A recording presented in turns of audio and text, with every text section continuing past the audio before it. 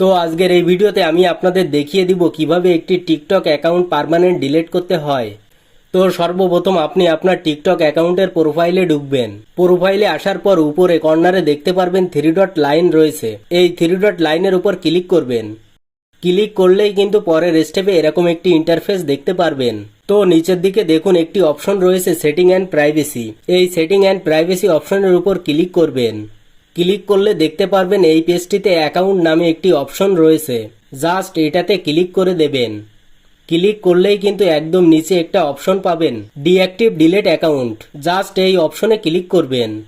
Click করার পর এই পেজে ডিঅ্যাক্টিভ অ্যাকাউন্ট আর ডিলিট অ্যাকাউন্ট নামে দুইটা অপশন পেয়ে যাবেন। তো আমরা চাচ্ছি ডিলিট করতে, তাই নিচের অপশনটাতে ক্লিক করে দিব।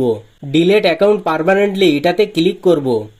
ওকে, তো এই পেজ থেকে আপনাকে একটি রিজন সিলেক্ট করতে হবে। কেন আপনি আপনার টিকটক অ্যাকাউন্ট ডিলিট করতে চাচ্ছেন তার জন্য এখান থেকে একটা অপশন সিলেক্ট করতে হবে। তো আমি এখান থেকে একটি অপশন সিলেক্ট করে নিচ্ছি, আপনারা এখান থেকে একটি অপশন সিলেক্ট করে নেবেন। তো যে কোনো একটি কারণ সিলেক্ট করার পর নিচের থেকে কন্টিনিউ বাটনে ক্লিক করে দেবেন। ক্লিক করলেই কিন্তু পরের স্টেপে আপনাকে আপনার টিকটক অ্যাকাউন্টের সমস্ত ডেটা ডাউনলোড করার জন্য একটি অপশন দিবে। আপনি চাইলে এখান থেকে আপনার টিকটক অ্যাকাউন্টের সমস্ত ডাটা ডাউনলোড করে রাখতে পারবেন। তো আমি ডাউনলোড করতে চাচ্ছি না। এরপর নিচের দিকে দেখতে পাচ্ছেন একটা গোল আইকন দেওয়া রয়েছে, এটাতে ক্লিক করে দিয়ে নিচের থেকে কন্টিনিউ বাটনে ক্লিক করে দেবেন। ক্লিক করলেই কিন্তু আপনাকে পরের স্টেপে নিয়ে আসবে। তো এখানে এটাই বলতে চাচ্ছে যে আপনার টিকটক অ্যাকাউন্ট 30 দিনের মধ্যে ডিলিট হয়ে যাবে।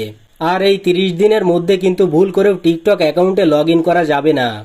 30 দিনের মধ্যে লগ ইন করলে কিন্তু আপনার টিকটক অ্যাকাউন্টটা আর ডিলিট হবে না, আবারও আগের মতো ফিরে চলে আসবে। তো এত কিছু করার দরকার নেই, নিচের থেকে জাস্ট কন্টিনিউ বাটনে ক্লিক করবেন। কন্টিনিউ বাটনে ক্লিক করার সাথে সাথে আপনার টিকটক অ্যাকাউন্টের সাথে যে রেজিস্ট্রেশন করা জিমেইল রয়েছে বা যে ফোন নম্বরটা রয়েছে ওই জিমেইল আইডিতে অথবা ফোন নম্বরে 6 সংখ্যার ওটিপি কোড আসবে। সেই কোডটা আপনাকে এখানে বসাতে হবে।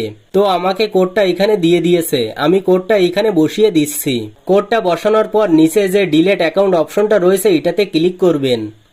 ক্লিক করার সাথে সাথে এখানে একটি পপ আপ বাটন চলে আসবে। তো আপনি এখান থেকে ডিলিট অপশনে ক্লিক করবেন।